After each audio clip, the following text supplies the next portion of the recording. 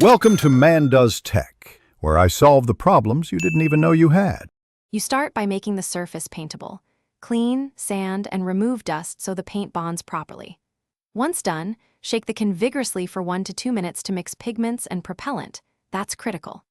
Make sure to test spray on scrap material from 6 to 8 inches away to confirm spray pattern and color.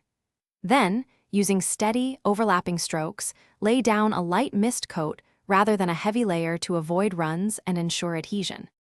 You now build the finish with controlled passes.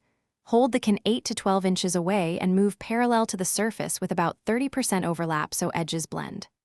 Once you complete a pass, wait the recommended flash time, typically 5 to 10 minutes, then apply additional thin coats, 2 to 4 total, until coverage is uniform. If you want a glass-like result, wet sand lightly with 800 to 1000 grit between coats, then clean before the next. You finish by letting the paint cure undisturbed.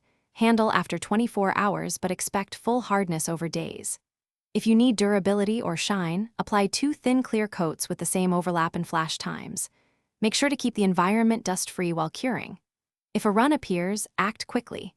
Sand the run level with appropriate grit, feather the edges so the repair blends, then recoat with light passes. This avoids a visible patch and restores a smooth finish. Thanks for watching. If you found this helpful, don't forget to like and subscribe.